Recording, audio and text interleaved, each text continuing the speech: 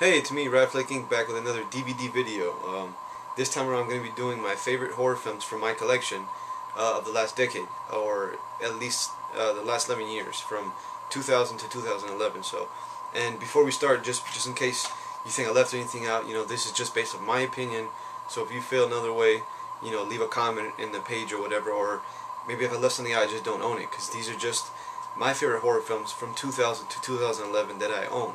Okay, and I'm going to start off with one that I've seen a couple of people do these types of horror reviews from 2000 to 2000 whatever, and they always seem to forget this one. They leave this one out, and I don't know if it's over the battle of what genre it actually is, And when I bought this film, I bought it at Best Buy, and it was in the drama section, but on Netflix they have it in at least 9 different genres. They have it in like thriller, suspense, and all that type of stuff, but I think it's a horror film, and I think at least the horror films welcome it as their own, so you have to call it a horror film.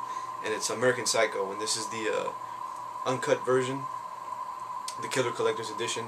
The reason I think you have to call this a horror film is just the content, and even though it's based off a novel and it's got a really known actor and stuff like that, there's killings in it, and the reason maybe it's dumbed down a little bit in the horror factor is because it's more of an intelligent, in-depth look into the mind of a killer rather than just the killings. But I think you have to call this a horror film, and like I said, wherever you go, they have it, listed as different genres. You might see it as a drama, or a suspense, or a thriller. On Netflix, they even call it a slasher sometimes. Where I bought it, it was a drama, but I feel like I said, horror fans accepted this as their own, and pretty much every horror fan likes this movie. So, just for that reason, you have to call it a horror film. And if you haven't seen this is just about Christian Bale, and he works for like a stock company. I forgot what city it is. I think it might be New York. And he lives this really, straight edge life, and he's really rich and popular and stuff like that. But he has a dark side to him, and I don't want to give too much away because some people still haven't seen this film. But this is going to be the first one from 2000 collection. This is 2000, so this just barely made it. But American Psycho, that's the first one. The next one is my all-time favorite vampire movie, 30 Days of Night. And this is at least the best, like it says in the cover right here, the most terrifying vampire film ever made. Maybe it's not the best, but it is the most terrifying. I think this is the best, at least horror-based vampire movie. Like, not like Interview with the Vampire, that's not really a horror movie, but this one, I can't say enough about this movie. I love it, and people have been saying things, and I slightly agree that maybe the story kind of drags at the end, but that just keeps it real because it's not much going on. It's just, these vampires want to kill these people, and they have to hide out, for 30 days, so they just jump from place to place trying to hide away from these vampires. And if you haven't seen this one, real quick, it's just a town in Barrow, Alaska, that 30 days out of every year, they don't have any sunlight, and so a bunch of vampires just pretty much barge into town and take advantage of that, and the people that are unlucky enough to still be in Barrow, Alaska, are killed off one by one, and there's like a group of survivors that have to, like I said, constantly move to, hide away from the vampires and stuff like that. But it's amazing, directed by David Slade, I'm sorry, David Slade, and I haven't heard too much from him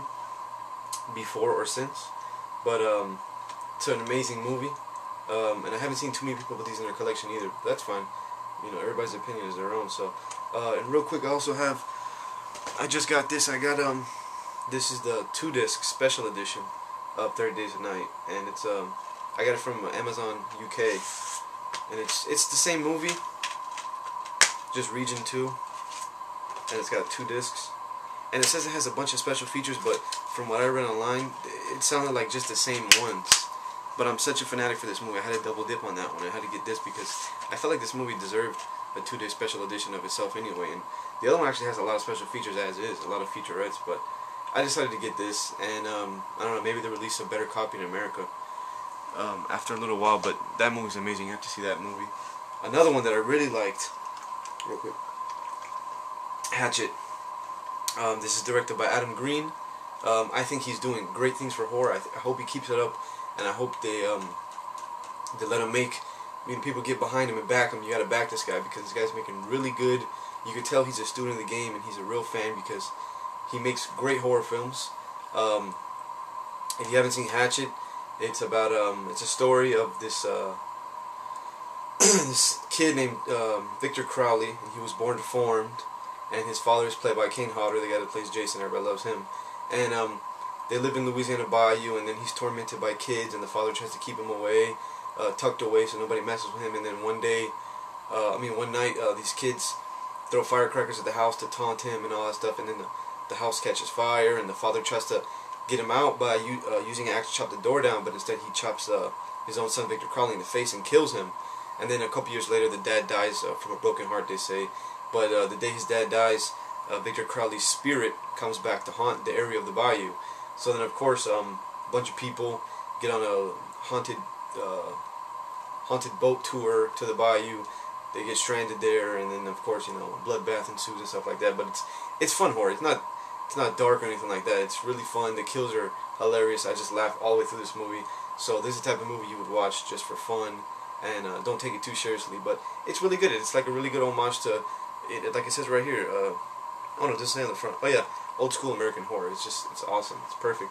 And real quick, I also have the sequel, which I'll count it as one. It's just one movie, but this one I feel like it's just as good, pretty much. I mean, the only thing that makes it a little bit less is that it's the sequel. The original is the better one just because it's the original. But this movie is just as good, and it's just the same thing as the first one. The same guy, just new victims. And it's also got Tony Todd, the guy that played the Candyman in the Candyman movies. But these movies are amazing. And like I said, you guys need to back Adam Green because he's doing really good horror films. And hopefully, you know, he gets to make some in theaters. I didn't get to catch these in theaters. You know, these I didn't find out till much later, but I'm really glad I found them out. You know, period. So those are that's one movie. I'll count it as one movie. I'm not really doing top 15 or 20. Just I grabbed whatever I felt like needed to be in. And the next one's also by Adam Green. I'm just gonna throw this in real quick. This is another one that might not be considered a real horror film, but I watched it a while back and I really liked it. And you could consider a horror film. I mean, what you call a horror film is just something that it doesn't, just because it doesn't scare you doesn't mean it's a horror film. I mean, this is gonna scare more people. I mean, this is gonna scare people more if you do this type of stuff, you know. Which is this is another movie by Adam Green called Frozen, and it's kind of like open water, but with skiing. So, you know, if you watch that movie Open Water, that's not really a horror film, but it'll scare you if you go diving because you know, you get to relate to that. So I don't go skiing, but this movie was really good, and it's pretty scary. You know, it's like not a lot of gore, and it's not a slasher or anything like that, but it's still pretty scary. It's about 3 people. It's 2 guys that are best friends, and then one of the guys' girlfriend, and they go on a ski trip in New England, and they end up paying this guy to let him on for cheaper. They don't even buy real tickets, so they get a ride on a ski lift, and they have a good day of skiing. But then the 2 guys kind of agree that, you know, the girl kind of held them back because you can't really ski too well, so they want to get one more skiing at night. So they go to the guy and they tell him, "Oh, let's get one more trip, please." And you know, they're closing the park, you know, for a week, and the weather's getting real bad. So the guy's, you know, saying he can't do it, but eventually he lets them. So they all 3 get in the ski lift, and they're the last 3 people to get on. And then through miscommunication somehow, they end up shutting the park down, leaving them up there.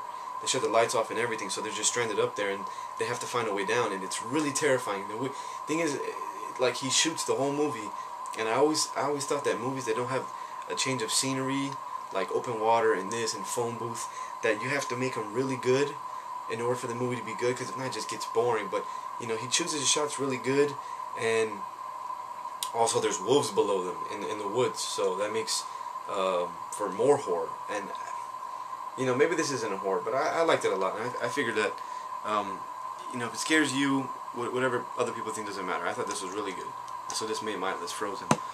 The next one is another really fun horror movie that you would watch, like, if you don't want to be scared too much, but you just want to watch blood and guts and just laugh and have fun and stuff like that. And this one's called Feast. And this is from Dimension Extreme. And I think some people put this in their list, which is awesome, because this is another movie that... this is the triple pack too. This brings all 3 of them, and this is the right one you want to get. If you want to get all 3 Feast films, I saw online they had one that's just like all 3 separate cases, and it's pinned together in this cardboard cover with all 3 of them there. And it lies. It says it has all 3 unrated, and it doesn't. It only has the first one unrated. The other 2 are rated. And this is the type of movie you cannot see rated. You have to see it unrated to actually, you know, enjoy it more. You know. And so this one is the right one to get. The right one you want to get has 1 case. and 3 separate discs. Those are the ones that are all unrated. Other than that, don't believe it if it says on the cover. But if you haven't seen Feast, Feast is just like a bunch of people in a bar in the middle of nowhere in this desert, and this guy busts in and he's bleeding, he's got a shotgun, they don't know what's going on, and he tells them that there's this monster, a couple monsters heading their way, and he's going to save their ass. But then like 10 seconds after that he gets killed, so then they're left, you know, not knowing really what's going on, and they got to fight these monsters. But it's just hilarious, and it's got this really weird cast. I can't remember none of the people's names right now, but a lot of people that you're going to see and go, oh, you know that fucking guy, or you know that person, holy crap. But it's hilarious. It's basically like From Dusk Till Dawn, just without vampires, it's just monsters. But it's, you know, one of the best horror comedies I've ever seen. And I got this from Netflix, and I loved it so much that I decided to buy the triple pack because people said all 3 of them are pretty good. I watched the sequel, and it really wasn't, man. I think most of it that made it good was that it was in the bar, and the second one is not in the bar. They wander around, and it's just not as good. The third one I haven't watched yet because, you know, usually when the second one's not good, the third one's not going to be any better, you know, if that, you know. But the first one is really amazing, and the second one I couldn't even get through. I felt like they were trying to do too many character actors at once. Like, it was just, they were trying too much, you know. But it was still, maybe it's good for one view. And the third one, like I said, I haven't watched, but Feast, this is definitely one that made at least my list. Okay, and next we have some soon-to-be classics. Even though some people hate this movie, kind of grew on me too. When I first saw this movie, I was really upset with what the director did with it. And I thought he made a lot of errors and mistakes like that. But you know, a remake is not the movie they're remaking just redone with new actors. It's like a reimagination. So he decided to do this with this film, and it's Rob Zombie's Halloween, and this is the unrated director's cut. And this is my favorite cut. I always like. If there's an extended cut out there, I'll always get that, or, you know, director's cut. I'll always get that also, just to see what the director's cut was supposed to be. Everybody's seen this film. Don't need to talk too much about this one. But like I said, my discrepancies with watching this the first couple of times was, you know, so many things he changed, and I was just like, oh man, I don't know if I like that. But a lot of people say this, and I agree with that the first half of the movie is better than the second half. The first half with the kid and all that type of stuff, that was really cool, even though, you know, he didn't really kill that many people when he was a kid in the original Halloween. He only killed his sister. But, you know, it was good. And then, you know, typical Rob Zombie, he likes to do a lot of gore and really mind fuck you and show you some really graphic stuff to keep you on the edge of your seat. And that's what horror is about. So I thought the first one was really good. So that's one. And this is the second one. This is the second remake that he did. And I know, I heard they're doing a third remake, but he's not going to be the director. And this one was the worst out of the 2 so far. But it was decent, you know. It's good for maybe one, maybe multiple views, maybe. But I don't know what he did with the imagination. I mean, with Michael Myers, and you see what he's seeing in his mind and all that type of stuff. I thought that was good for another movie, but not the Halloween series. And the main thing I hate about this is that he made Dr. Loomis like a leech, like selling his books and getting fame off of Michael Myers. And the reason I love Loomis is because, you know, he's like a guardian angel. Wherever Michael Myers goes, Loomis goes to save the town and, you know, fight Michael Myers, and he just turned him into complete opposite. I don't know, really don't know why he did that, but it's okay. And there's some really, really sick kill scenes in this one. You know, he gets really dark and stuff like that. Another thing is, I see Michael Myers, they call him the Shape back in the day. I see him more as just like, yeah, like a shape.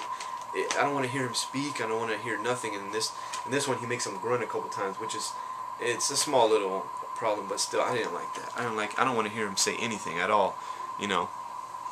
And go from one classic series to another.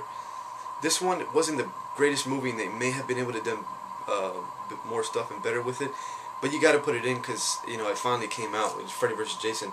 And I don't know about anybody else, but I've been hearing about this movie and also Alien vs. Predator since I was about 12 years old. That was about 12 years ago. And, you know, they've been trying to make this movie, and they were shopping around multiple scripts and stuff like that. And from what I seen on the documentary on the... was it this or was it something else? I don't remember what I saw. That a couple, in the beginning, they were really worried about the ending because they didn't want to kill Freddy off and have Freddy fans be mad, or kill Jason off and have Jason fans be mad. So they were going to make it with a neutral ending. And 2 endings they had, where one of them was going to be they end up both going to hell, and Pinhead's down there from Hellraiser, and he was going to kill them both off. That way it's just, they wipe their hands with it. You know, nobody's mad or whatever. Another one was going to be, they were going to be fighting, and then out of nowhere, Ash from, you know, Evil Dead and Army of Darkness was going to pop up with his shotgun and chainsaw arm and fight them, or maybe even kill both of them too. That way it's a neutral ending. But